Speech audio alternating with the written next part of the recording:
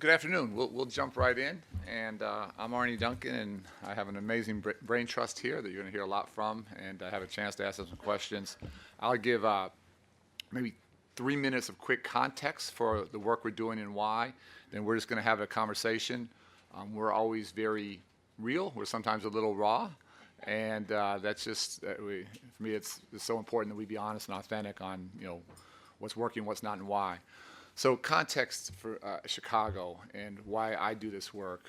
When I led the Chicago Public Schools for 7.5 years, by far the hardest part of my job was the number of our kids who were shot and killed. During those 7.5 years, we averaged one child being killed every 2 weeks. And going to those funerals and going to those kids' homes and going to schools where there's an empty chair and trying to make sense of the senseless was by far the hardest part of my job. And in hindsight, very, very naively, I thought we were rock bottom. I thought it couldn't get worse. And in the 7 years my family and I were here in D.C., things got a lot worse. And in fact, this past year, Chicago Public Schools, 40-week school year, September through June, they had 59 kids killed, so more than a child every 2 weeks killed. And these are kids in school. Last year in Chicago, there were 660 homicides, almost 3,000 people shot. There's something I'm obsessed with called the clear rate. The clear rate is the percent of crimes that get solved. In Chicago, if you kill someone, that has about a 26% clear rate. So there's a 74% chance that you literally get away with murder. If you just shoot someone and don't kill them, that has about a 3 to 4% clear rate. So it's 95, 96, 97% chance that there are no consequences. Chicago has very strict gun laws, but Chicago, unfortunately, is not an island, and we live right next to Indiana. And lots of guns pour into our community from many different places. So for me, going home, this was the crisis facing the city. And the thing that's toughest for me is how I just think we've robbed our kids of their childhoods. And the level of fear that our kids live with every single day is extraordinary. They struggle to make it back and forth to school. All my life, I've tried to preach, think long term and think about college. And if you're just trying to survive every day, that stuff is like a foreign language. It doesn't quite make sense. I grew up playing basketball everywhere in the South and West Sides. You can't do that anymore. Most of our parks are pretty much empty. And for me, it's just not fair. In every crisis, there's an opportunity.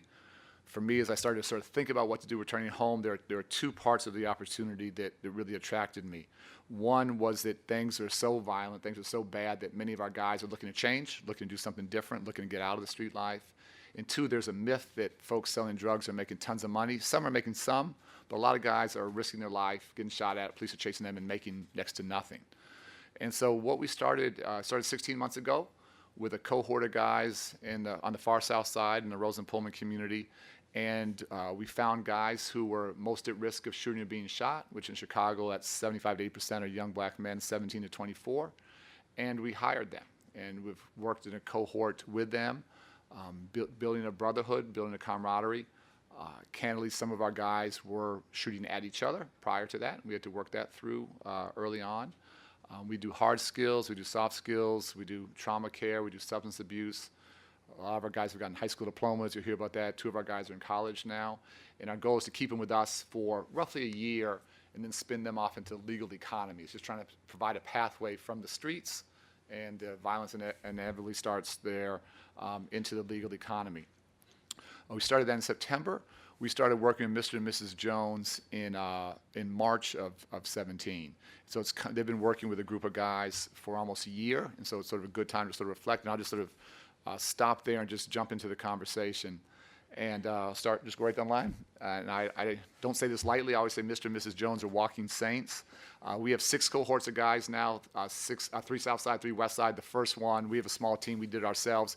Every other cohort has been led by community partners, churches, nonprofits, social service agencies. Our whole goal is to build capacity in communities to really take on and do this work. So I'll start with Mrs. Jones. We'll just go on a line of just little quick background and why you do this work. Turn on your mic. Yep. Good afternoon. My name is Wendy Jones, and I am the founder and executive director of the Youth Peace Center of Roseland. It is a nonprofit organization on the far south side of Chicago. I've actually owned that building, a former Chicago public school teacher who wanted to do something different in my community, but continue to help young people. And I've been there 22 years. My husband and I have worked with a number of young people in that community from elementary school all the way up to about 26 years old. In the last 12 years, we've been working with older youth between the ages of 16 and 26. Then Chicago CRED came into the community, and we were so excited about helping them because usually the little funding that we get is like a drop-in 4 months or summer youth program. The funding is gone and kids are back on the street doing the same thing that they were before that dropped in. So with Chicago CRED, it's been amazing because now we can offer young people more wraparound services, more support services, the type of services that we know that they need. So it's been really amazing, and I'm sure you'll get a chance to hear a little bit more from me, but we're going to just move it down. So I'm Rogers Jones, and I serve as the Director of Operations for the Youth Peace Center, Roseland, but I'm also with these guys, I'm the Dean. And so as with anything else, when it's new, young men come into the program, they want to know who are you, what you're about. And so one of the things that we give them, and the question is, are you here to change the direction of your life? If they say they are, or they act like they don't know if they want to change the direction of their life, then we say stick around with us and we'll see if we can help you. We use a motto, get inspired, make a change your attitude and your thinking, and then you'll change your life. This helps us quite a bit. We try not to take on the mother, father feel of them, but we are listeners. We have to listen to what they're talking. We don't want to preach to them. I want to hear your story, what got you into it, where do you want to go? This has helped us, and we're continuing this work. We're very grateful for Chicago CRED, but this is not new to us. We like all type of people. We don't discriminate against anyone. We want them to do better, and we're going to work hard for them to reach that goal. Work extraordinarily hard. Yes. Mr. Hicks, so one thing that is, people say we're trying to do lots of different things and there's no one simple answer to what we're trying to do. I would argue one of the most important pieces is we have a life coach for every one of our young men. And Mr. Hicks is one of our life coaches. And our life coaches have interesting backgrounds, and I'll have him talk a little bit about his background. But these are the guys who all day, every day are thinking about how we help guys move from point A to point B and take that next step. Transformation is not easy. It is not overnight. It is not linear. But before we talk about the work, Mr. Hicks, maybe talk a little bit about your background and what you used to do and what you're doing now and why and what changed. And put that mic on. Good evening, everybody. I grew up in Roseland area, same place I'm working right now. Went through the penal system, came up through the gang life, thought it was the best thing in the world at the time. Spent over 16 years on 4 different stints throughout the Department of Corrections. I made a lot of mistakes, and I just thought to myself when I came home this last time that before I went in the grave or let someone kill me, I just changed on my own. Started doing the right thing, ran to Mr. and Mrs. Jones, worked with a program called Ceasefire that aims at stopping the violence, stop the shooting. Was good at that, and they gave me an opportunity to interview for this life coaching job, which is a whole different world, but all in the same, to stop the violence. And I'm just here to give back so they don't go through the things I went through. And a lot of times you don't understand, you just hear it, Chicago this, Chicago that.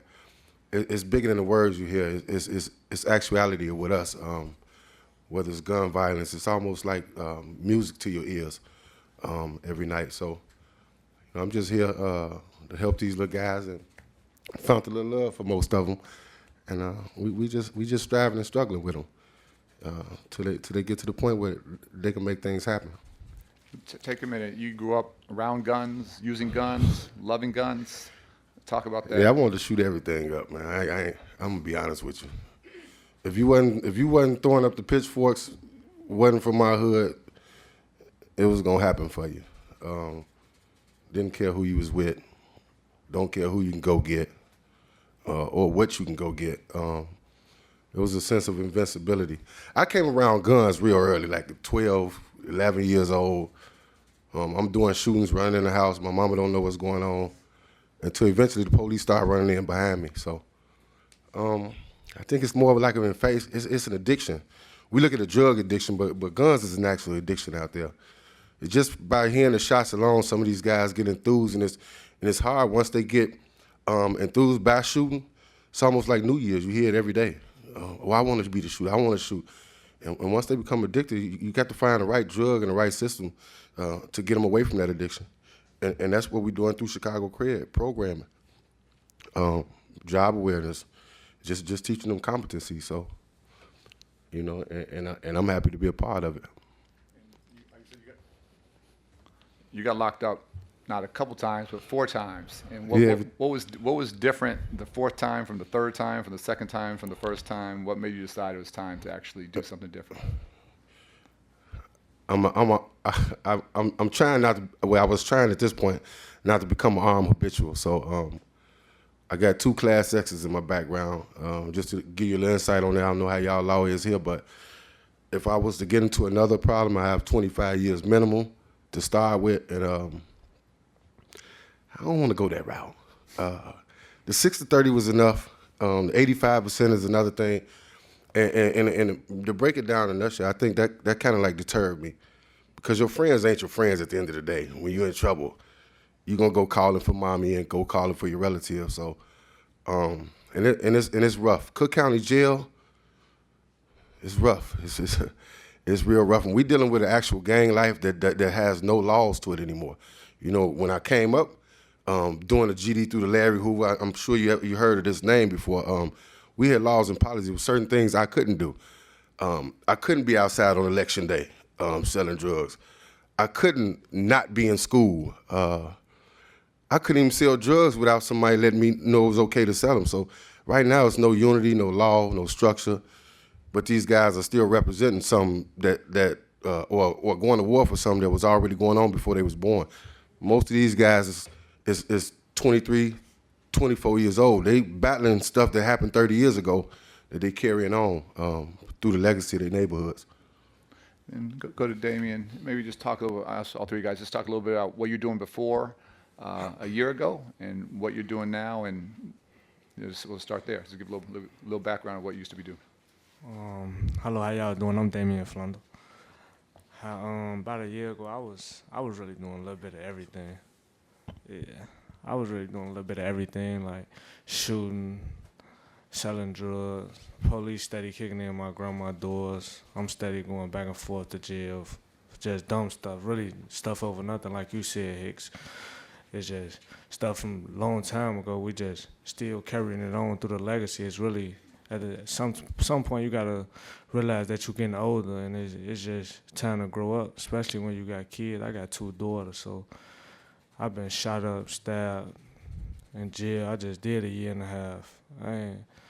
It's sometimes you just gotta grow up and mature yourself. And I met Mr. Jones actually through Malik, and he asked me like, "Yeah, you in the gang?" I wanted to lie to him and tell him no, and he like, "Yeah, you shot somebody? You been shot before?" I'm like, "I've been shot before, but I don't know if I should tell you if I shot somebody."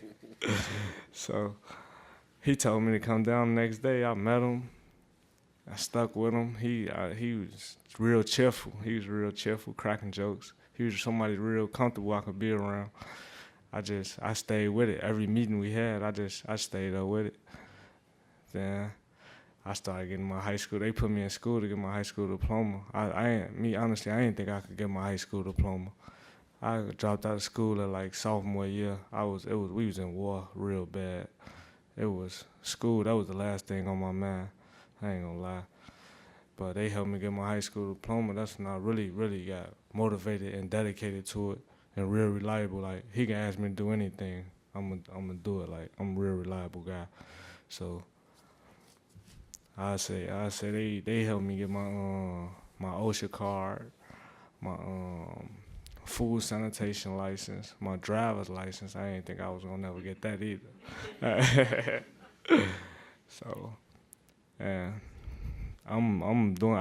Actually, I just had an interview yesterday, and we got on the plane this morning, but I got the job, though, so.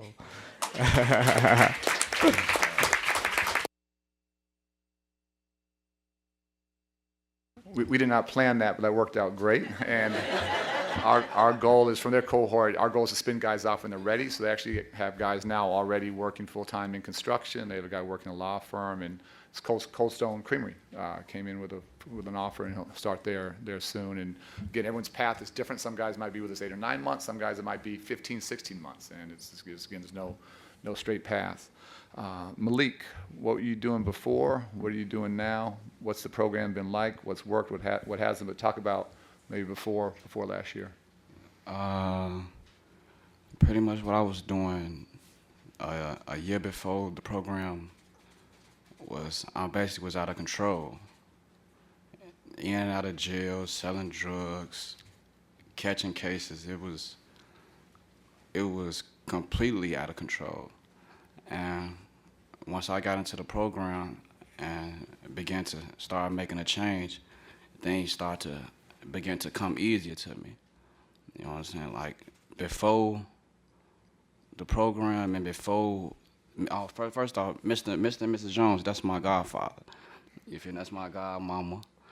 And I got shot in 2015. 6 times. I got shot in the back of my head, my hand, and 3 times in my back. You know what I'm saying? And then I was incarcerated right after that for a gun charge. So I really ain't had no direction, and I really wasn't looking for no direction either. You know, now since I've been in the program, they pretty much done show me my self-worth and show me it's an easier way than going out here picking up a gun, selling drugs. You ain't got to worry about it. It's real life black successful men out here that's not ducking from the police or ducking no enemies. You know what I'm saying? So they just showed me a brighter way and a brighter future. And like Damien said, I end up getting my food sanitation license, my armed security license, and a lot of other certificates and a lot of accomplishments that I then came to do in the program. So overall, I feel like I done did the whole 360. Most folks in here haven't been shot. What's it like to be shot? What's it like to lie in your own blood? Completely unexplainable. You know what I'm saying? When you question it and asking yourself, is you finna live, or, you know what I'm saying, am I gonna see my mama tonight, or am I gonna make it? You know, no mother wants to bury their child, and I don't want my mother to bury me either. So it was just like, it was completely life changing, sitting in your blood. You know what I'm saying, laying there, not knowing what's next, not knowing what's to come. So. Like, how many of your guys past couple years have been shot? How many have been killed? The past 6 months, we just lost 2 friends back to back. And last week, one of my other friends just got killed. So it's an ongoing cycle that it ain't gonna stop unless we break it. You know what I'm saying? Unless we change and we make a difference in our community. And then, what made you decide to change? I just felt like if I keep doing if I keep doing and keep going in the direction that I was going in, I knew that I was insane. You know what I'm saying? Like, the definition of insanity is doing the same thing, expecting for a different outcome. You know what I'm saying? I know if I'm going to jail, I'm study, you feel me, incident study happening, it's not the law. It's not the police no more. It's me now. You know what I'm saying? If I'm bumping my head, it's not nobody else, it's me. So. Brandon, talk a little bit about what you're doing before, how things are going now. What's your sense? Okay. A year ago, I say I was like kind of struggling to survive in the streets. Like, I ain't had no income, nobody to help me out. So it was really leaning towards selling drugs and robbing to get my money and to get the things that I wanted. And a year ago, I honestly say my mama thought she was gonna have to bury me, or I was gonna be in a cell somewhere. Because of the route I was taking, I got expelled from all CPS schools. Had to go to alternative school, ended up getting kicked out of an alternative school for gang fighting. It was just rough. But since then, and since the program, Chicago CRED, I've been like on the righteous path, trying to do the right thing and make the right moves and right choices. Mr. and Mrs. Jones been a big help. My life coach, Mr. Hicks, been a big help, keeping me motivated, not going to retaliate when things happen to people that's close to me and my family. And that was like the hardest thing to do. A few months ago, my little brother was shot, and like that's my little brother. We grew up together, so it was hard to like not retaliate and not go back in the streets and jeopardize myself. So Mr. Jones, Miss Jones, Mr. Hicks, everybody was just in my head like stay focused and stay on the right path, and everything gonna be okay and work out for itself. So take a minute and just walk people through, because a huge percentage of violence in Chicago is retaliation. And these are battles that go back 15, 20 years. And the thing that's craziest to me or most heartbreaking is that the kids fighting the battles now and dying often don't even know why those battles started. And it's just what they're doing. But walk through how hard it is not to retaliate when that's how you've been trained and raised all your life, and how you struggle with that, and why do you decide ultimately not to? I think the hardest part of not retaliating was actually when you sit down and just think about everything that's going on. Like your thoughts be racing fast in your head to see somebody you love in that much pain and that close to dying. Like it's hard to stay focused, and it's hard to not to go make somebody feel the same way they made your loved ones feel. But the thing that kept me calm the most was my daughter. Like she was just born, so me not wanting to lose her, miss out on her life was the main thing that kept me focused. For three guys, tell the audience hardest thing about this year. What's been the toughest thing you're working on this year? This year, the toughest thing to work on this year was just like I said, staying focused and keeping up the good work that we've been keeping up. Like my fellow coworkers right here, Mr. and Mrs. Jones, I helped us get handlers or certificates to build our resume and our background, food sanitation, my two most recent certificates is what I'm most proud of. I just got a certificate for asbestos removal and deconstruction and lead abatement. So them two certificates like boosted my ego a little bit. Malik, hardest thing this year? Hardest part of transformation? Like you said, the hardest thing is just staying focused. You know, when you're trying to change, you got 1,000,001 things and 1,000,001 people trying to stray you from the direction that you want to go. So the biggest thing is mind over matter. You know what I'm saying? What's a priority to you? You know what I'm saying? What's your dreams? What's your goals? You got to put yourself first. You know what I'm saying? And that's pretty much was the hardest thing, just staying on track and just staying focused and keeping my head right and not letting nobody else stray me from the direction that I want to go. So. Damian, just twist a little bit that what we really try and do is create a safe environment within the group, and there hasn't been one fight all year. We had one crazy girlfriend a couple weeks ago. That wasn't one of our guys. But the guys are all going home to their same homes in the same neighborhood every single day. And we are not yet to the point of really reducing neighborhood violence, and that's what we're trying to do starting now. So this year, in the midst of all this good work, Damian, you get stabbed. And what's that like when you're trying to turn, when you're trying to change, and still that's the reality of where you live. That's the reality of your community. I'd say the hardest thing for me this year about that was retaliation. When I got stabbed, I was in the store. I didn't know it was finna happen. I turned around and it was just started a fight. It just started just right there. Me and him, we just got to fight, and I felt I was numb. My whole side was numb. I didn't know what was going on, but I came out. I had a gray hoodie on. It was.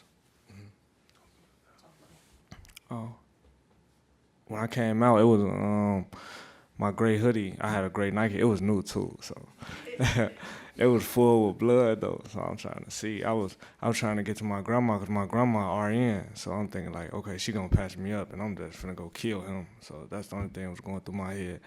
But when I got to it, she like, nah, you need to go to the hospital like right now.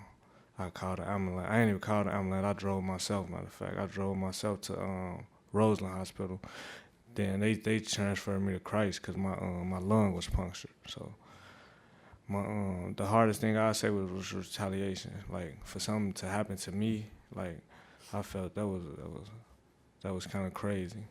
It was retaliation. It was staying focused. Like my grandma, she called Mr. Jones too, try to make sure like keep him on the right track and keep him. You the only person that's in his head right now. You who he close to. So I thank Mr. Jones really for like everything. Hicks, two questions. You can take them in either order. One, what's the best thing about being a life coach? What's the hardest thing about being a life coach?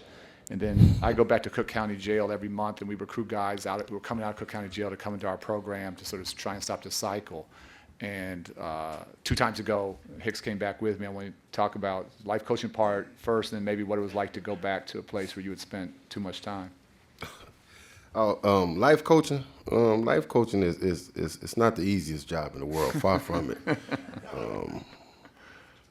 Hands down, it's almost unexplanatory. But just to jump in real quick, you heard these little guys talking about retaliation. So I talk to them about everything. I'm a Facebook detective. I'm all that. I need to know what's going on. I need to make sure you're cool. But when they speak of retaliation, here's what you don't understand. When they don't retaliate, they become even more of a coward than they was before whatever happened to them. So now it makes our fight even more to keep them off the streets. He gets stabbed. He don't do nothing back to these individuals. It make him want to do something else to them. That's a fight in itself, even with being shot. So life coach, it's fun. I have my fun moments, successful one, but then it's a struggle, and I'm gonna strive with them through it because I didn't have it easy. One of my worst fears is not seeing them one day, waking up, not getting a phone call. So we've been blessed. Like Arne said, no fights, few incidents here and there, but for the most part, it's a brotherhood. To jump to the county jail thing was one of the oddest experience that I'm actually in the county jail with my street clothes on. I'm actually on the deck. I'm on a live deck where individuals are housed at, and it's something else. It's almost like being a basketball player you never ever practice, and you finally on the court and you got to figure like, well, why am I here? And I figured out that I had to deliver. Come to find out, 3 of the guys that was in the group we was talking to was from the neighborhood that I was born and raised in. And a lot of times you just got to look at these guys and you see them. Sometimes they pants sagging. Doesn't mean they're a thug. Doesn't mean they're gonna shoot you. Some of these guys are more educated than you can ever imagine. The problem is, in order to get over the perception of a person, you got to take away what you think about them. Because as you look at them, they're looking at you a certain way too. So that's it. And they already know they never get a second chance to make a first impression. And I'm proud of my guys. And speaking of life coaches, these 2 are life coaches. We got other people that life coach. You guys are life coaches and probably just don't know it. It's a gift. You just got to figure out what yours is. So our 3 guys, I always ask the question, and people think it's funny, but I'm dead serious. Coming into our program, pay cut or pay increase? It was a pay cut, to be Pay cut. honest. Yep. Why you decided to take a pay cut? That's hard to do. Because it was the smartest thing to do, to be honest. Like, I ain't got no more risk. I ain't got to look over my shoulders, worry about going to jail, getting robbed, or nothing like that. Work no corners or nothing like that. I got a legal income that could be explained for. If I get pulled over with some money in my pocket, I could show check stubs now. Couldn't do that when you was selling drugs. So, Malik? For me, I feel like it was a pay cut, but also I feel like it was worth it too at the same time, because the stuff that I had to do before the risks and the risks and the other things that I had to look out for, I don't got to look out for now. I don't got to worry about no police. I ain't got to worry about nobody robbing me, and I ain't got to worry about nobody raiding my mama crib. You know what I'm saying? So I just feel like it was, like you said, it was the smartest thing I could have did was take the pay cut. Dame? I say it was a pay increase for me. I ain't gonna lie. I say it was a pay increase because all the money, like, I had a bond now. I stayed bonding out. I got to get my grandma doors fixed. I got kids. I don't know. I ain't know what the money, how the money, I was going to get the money. It was a pay cut. It was a pay increase because I know the money coming now. I know every 2 weeks is a check there. I know my car is going to be loaded. Like, this morning I woke up, my car was loaded. So, you know. Just so the audience knows, it's usually about 50-50 with our guys. About half it's a pay cut, sometimes dramatic. About half it's a pay increase. It's just interesting. So it's different motivations. I'll go down the line. Sorry, Mrs. Jones. We'll go right down the line. Just sort of step back and sort of bigger picture. So in a perfect world, I'd love to see Chicago have no homicides. That's probably a little bit unrealistic.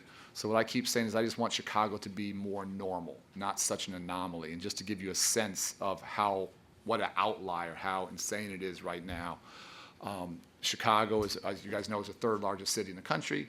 We have way more homicides and way more shootings than New York and LA combined. So think about that, number 3, way more than 1 or 2 added together. For us to be normal based upon population relative to New York, right now we had 660 homicides last year. We'd have to go to 92. So we need a body count reduction of close to 500. So that's the kind of change that we need just to be normal. I wouldn't even say great, but just not such an outlier. And so let me just go sort of right down the line. I'll start with you, Mrs. Jones. So big picture, stepping back, for Chicago to get to a place that is not so crazy, what's it going to take the city to do? What do we need to do? Well, first, as the gentlemen are talking here, I'm thinking about my own sons. We're the parents of 4 sons. The 2 youngest ones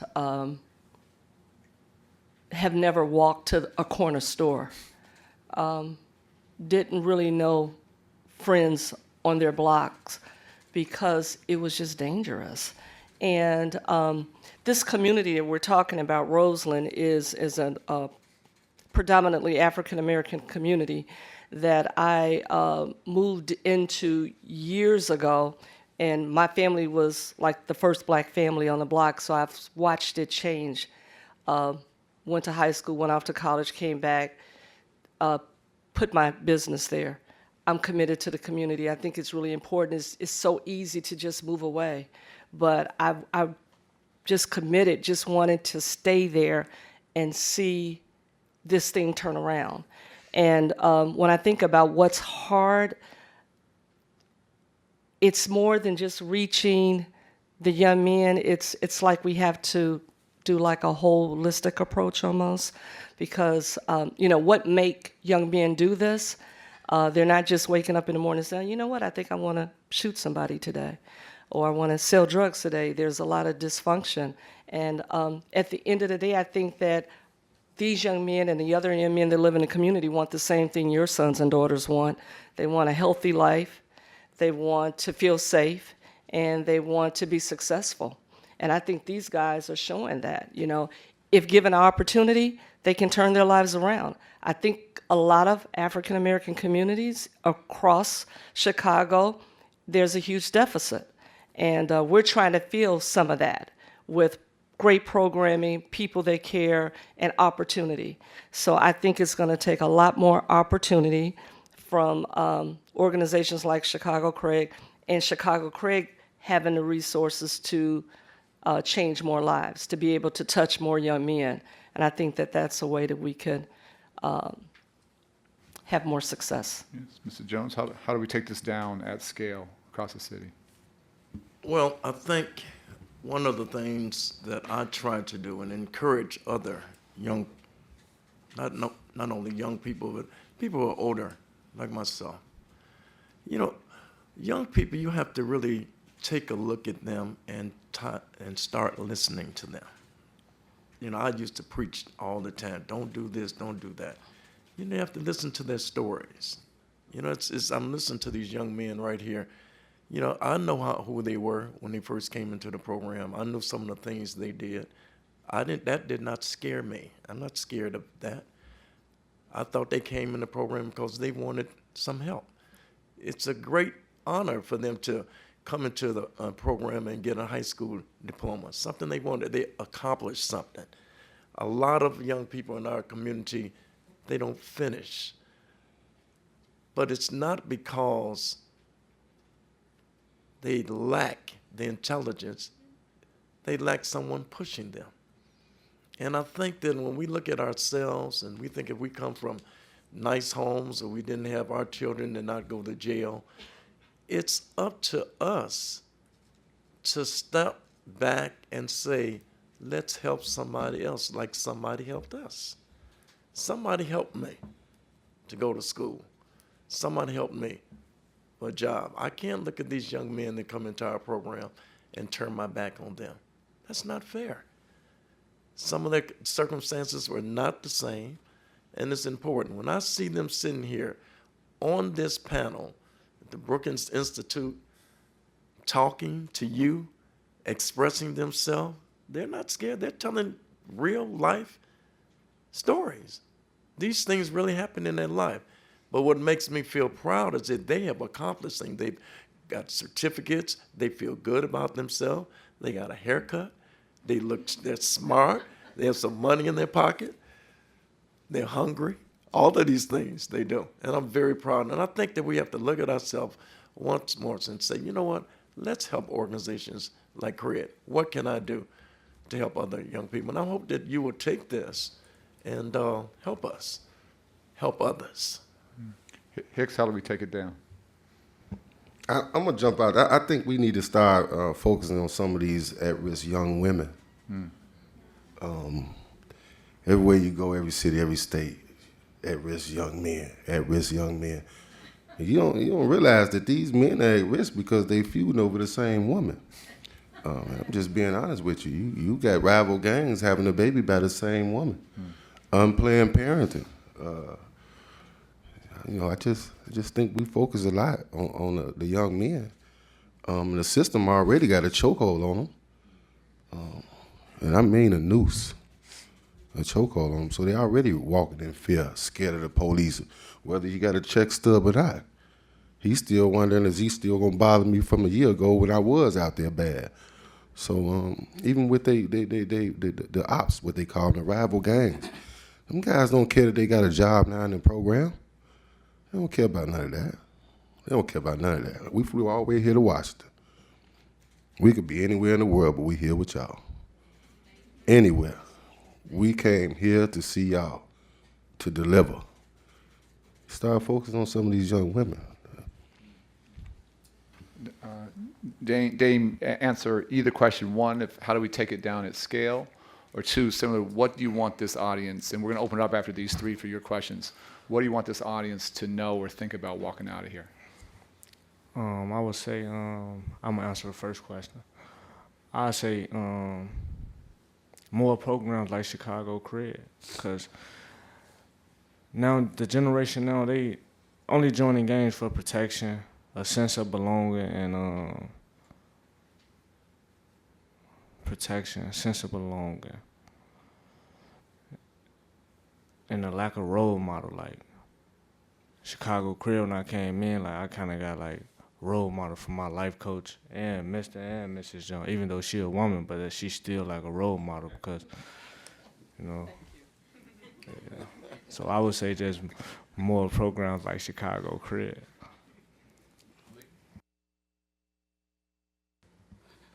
Yeah, basically what Damien said, more programs like Chicago CRED. Because I feel like Chicago CRED is the only program that offered us what we didn't get so far. The only program that's guaranteeing that they're going to hold on to us, make sure we get jobs, make sure we got our high school diploma. The only program that gave us life coaches, gave us a therapist, you know what I'm saying? The only program. So it's like, I just feel like we need this program. We need this program to stay around to keep our youth, to keep us alive. You feel me? I feel like if you ain't busy, that's an idle mind. And once you got an idle mind, you got 1,000,001 things to think about. How I'm finna eat, how I'm finna do this, or thinking about doing detrimental things to people. You got 1,000,001 things to think about. So I just feel like Chicago CRED offered us so much to the point that we need to keep these programs like to keep funding these programs, keep pushing. You know what I'm saying? We got Mr. Hicks right here that's an amazing life coach. I can call this man at 1 o'clock in the morning, 4 o'clock in the morning, 3 o'clock, he up. You know what I'm saying? I can call him at any time, he picking up for me, he's there for me. I tell him I'm in a predicament, I can't get myself out, he coming for me. So I just feel like that's all we got right here. They take this from us. It's probably gonna be more youth dead, more youth in the county, more youth in the penitentiary. This was our hope. Brandon? I think, like they said, we definitely should have more programs, but I think it should start younger. Like, we should reach out to the youth before they get at risk. You know what I mean? Like, start in elementary schools. The things that some people teach the youngest these days, nowadays, that's what lead to the chaos and lead to the out of control. So I feel like if we reach our youth and raise our kids the right way, the next generation will be better than our generation. Let's open it up to the audience. You go ahead, Joe. First of all, I want to thank you for sharing your stories. It's been very informative, and we really appreciate your doing this. So my question is for Hicks. So you mentioned that you have been in prison several times. So I'm just wondering, what is it like when you come out of prison? How do people treat you? Is there any support that is provided to you?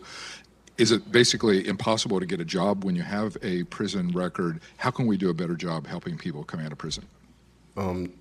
Nothing is impossible. Otherwise, we wouldn't be here. So, you got to have confidence in yourself.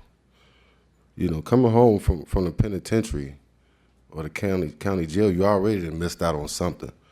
Most guys come home low self-esteem, no money, pretty much no family to go to. You bitter. The blame game is there. You always blaming on everybody else but yourself is why you did 4 or 5 years. You just got to come home focused. You got to be ready to let go of the streets. The streets got the strongest hand grip I ever seen in life. You can go from walking out to church on a Sunday to going to the store and come out a gang member. And it's just that quick because the lifestyle is so enticing. And then you got to think when you come home from prison, what is offered to someone with a parole officer tagging around everywhere you go, or a probation officer? What's offered to them? What's offered to them? Here, what's offered in Washington? You got programs now. These guys come levitate to these programs because that's all they got. It's either this or it's that. And for the most part, these guys been loyal. The 35 we had, they still strong. You got to offer them something that you never had. Like me, I never had a job. I never cared to have one. I had guns. So if I need some money, I'm gonna go get it. But when the law start changing, your mindset changed, you got to start looking. Okay, so, and again, society look at criminals like they the worst in the world. There's people in here that got away with stuff. Let's be honest, you just ain't been caught. You just look, there's some guys doing time ain't do the crime. 30 years they come home, the state don't want to give them nothing, compensation. So you pick your poison. But you got to understand, it's something in that individual, regardless of what that piece of paper say about them, there's something deep down inside that could be brought out. You might just have to help them.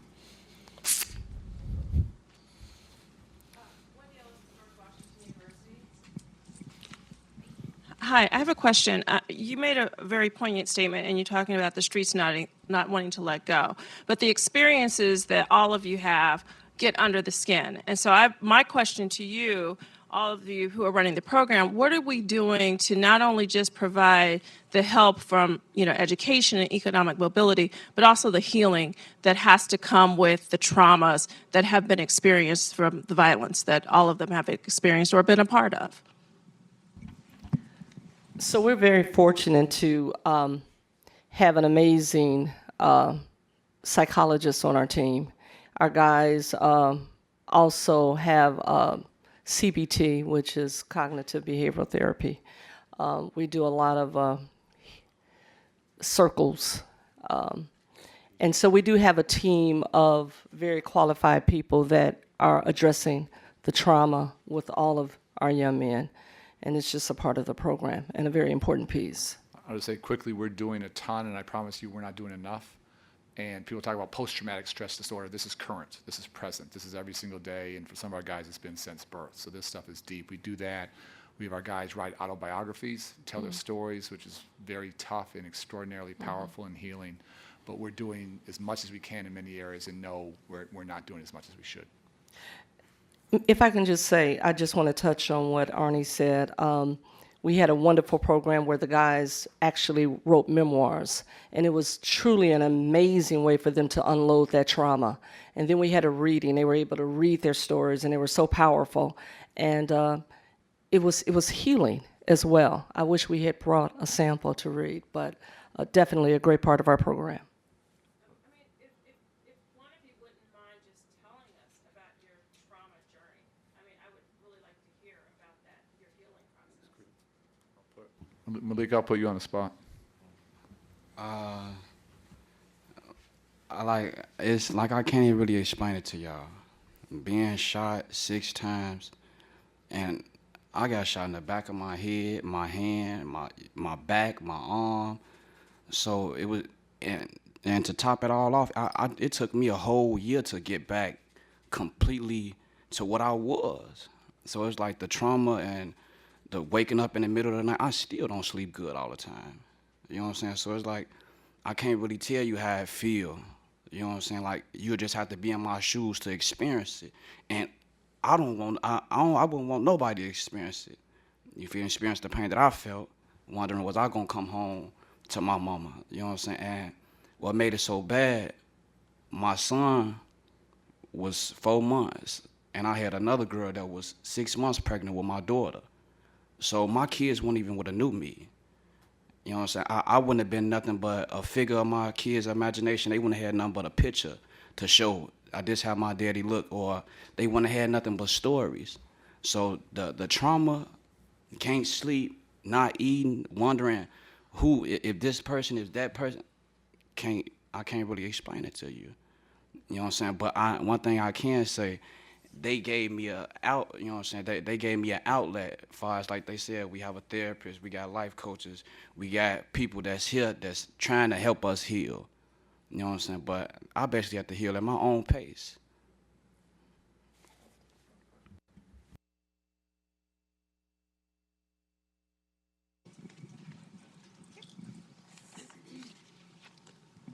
Good afternoon. My name is Ebony Rose Thompson. I'm here with America's Promise Alliance. So I'm sure that you all, so is that loud enough? I'm sure that you all have seen all the coverage in the news around Parkland and the mass shootings and kind of the conversation around gun violence centering on that specific type of school violence. How do we open up the conversation so we talk about violence for all kids and for all communities? Because DC is home for me. And there are a lot of kids who look like me and look like you all in places here who face a lot of trauma and violence daily, but they're not part of that conversation. What will help open people's eyes to see that certain things just all kids should have? I'll take this one very quickly. We sent down 6 of our high school teens to spend this past Saturday with the Parkland kids, and it was transformational on both sides. And they're going to come visit us in May. The march on the 24th that Bring My Family Back, one of our high school kids is going to speak. And so we're building those bridges. And I think the diversity of that movement, race, class, socioeconomic status, is I'm more hopeful on this issue than I've ever been. And I'll just say the Parkland kids totally got the need, not just to invite our kids, but to have our kids help lead the movement. That's all the way in the back. Hi, thank you. First and foremost, gentlemen, like you said earlier, it does take a lot of courage to, A, not retaliate, and then also be able to walk in your neighborhood where your peers and your neighbors know that you have not retaliated. So first and foremost, I salute you for being able to have the courage to be able to, just walk down the street every day with your heads up. My question pertains to, are you all aware at Chicago CRED of any sort of analysis between how much a murder costs? So here in the district, we look at before the investigation of a murder, it's a little under $500,000, the cost to the city overall per murder. So have you seen any programs that have been able to measure the cost of someone being murdered to then say, listen, well, in the district, if it costs $500,000 for the city, before they even start the investigation, the prosecution, and the jailing of someone, maybe just saving one person's life, that $500,000 could be put into a program like Chicago CRED. Are you aware of programs that have made any sort of analysis in that direction? Thank you. Yeah, and we did all that analysis before we started, but every homicide in Chicago costs the city between 1.3 and 1.4 million. A bed in Cook County Jail is $55,000, $60,000 a year, and our cost per head is lower than that. So I think I can make a pretty good ROI case. And to be clear, our time with the men is basically for around a year. And the goal we'll see over time is the rest of their lives, they're in mainstream society. So this is not it's not an ongoing investment from the public sector. We're doing this all from the private side, and that's a separate conversation why Chicago isn't doing more publicly. We won't have that one today. But the ROI case, forget the heart piece of this, the emotional piece of this, the financial savings to society is staggering. My colleague over here is out of your eyesight. Thank you. I am on the listserv for a lot of the meetings that take place here at Brookings, and this is the first one I made sure I came to so I can greet you all and let you all know that people are thinking about you here in D.C. D.C. used to be that city with that high number. Like we know, I don't know how many Washingtonians are in this place, but I'm a Washingtonian. So I know about the numbers. I know about the crack numbers. I know about all of that. But my question to you all, anyone can answer it. How do you feel when you see the outpouring of support when 50 people are killed and 600 are just not spoken about in Chicago? Like everyone changes their Facebook profile when there's a mass shooting, and I just keep thinking Chicago, what about 500? What about the 550? What about the 600? Okay, it was a mass shooting, 40 white people were killed at a concert, God bless all of them. But what about the 600 poor black people that are killed in Chicago year after year after year? Like, how do you feel about that? I think being from Chicago is kind of like the norm to us. Out of states, it's the norm to y'all too. Oh, Chicago, turn the TV. It's another shooting. And at the end of the day, I just believe in a nutshell that we need to pay more attention to social media. Because if you do look at these mass shootings, there was a possibility that could have been stopped.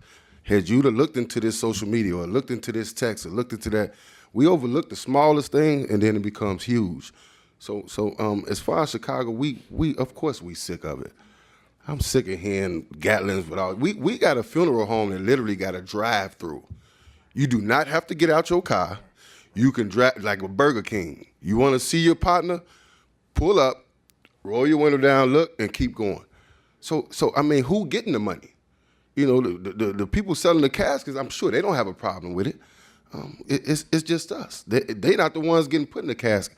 It's sad. I don't want to hear nothing about no school shooting, mass shooting, white or black. It's still sad because most of them innocent. They ain't had nothing to do with nothing. Could you imagine somebody running in here right now with assault rifles? What are you going to do? It's unimaginable. We never think it could happen to us. And that's why the program is so good.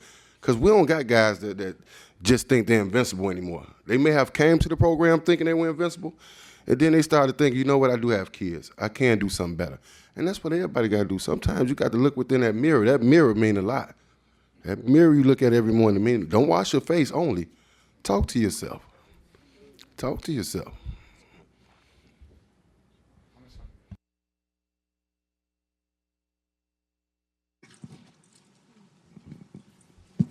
Hi, Anand Sharma with the Center for the Study of Social Policy. You mentioned working with community organizations, and just curious about some of the strengths that those community organizations bring, and also some of the biggest capacity building needs to be able to allow other organizations to do this kind of work. So Thank you. Why don't you just talk about where you guys are? So yeah, one of the things that I realized in doing this work is that there are some resources in our community. I think one of the biggest challenges has been connecting the youth to these resources. I can remember just going to my local park and being able to participate in a number of different things that I carry with me through the course of my career. Everything that I did, from volleyball, tap, modern dance, all of those great services that I got as a kid carried me in life. And at that time, they weren't calling that person, that instructor, a mentor. It was just the volleyball coach or whatever. I think that I'm going to answer your question. I think it's just so important that we figure out better ways to connect our kids to all of these resources, because a child that is connected is less likely to be involved in incidences of violence. And my agency is a very small agency, and we have pretty much networked with larger agencies in the community that would get funding. But again, the biggest challenge has been that funding was just so small, just only touch, just the tip of a issue with a kid. And so you just giving some kid a little money for the summer. But the major issues still continue. And I think that we have to think about various ways to help build capacity with smaller agencies, because a lot of times there are small agencies that are doing big work. And so Chicago CRED has been definitely a huge part of helping us build capacity. I think that once this is over, we'll be able to sustain ourselves even longer and to continue to help a lot of young people in the community. And also, whenever our agency has always partnered, it didn't matter the size of funding we got, we always figured out a way to share with other agencies in our community. If someone gave us something, we would bring as many as 8 to 10 partners in, so that everybody, because we can't serve all the children, but those 8 partners are serving 100 kids one way or another. So now we're serving 800 kids opposed to us just serving 50 kids in our agency. So building capacity is huge. People working together is huge. Thank you for your question. I want to add one quick thing to that, though. If it happens and they don't give us the money, sometime, some kind of way, we make it happen.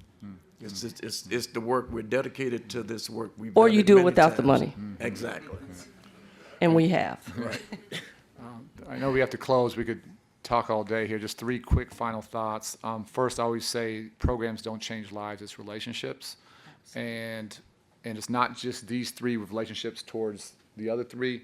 What our young men do to support each other and move in a different way is remarkable. Another guy not here basically had his family massacred this summer at a family picnic. Horrific. And it was his peers who kept him from retaliating, and life coaches. But it's relationships, not programs, that always change lives. Secondly, people often say, oh, it's great you're giving guys a second chance.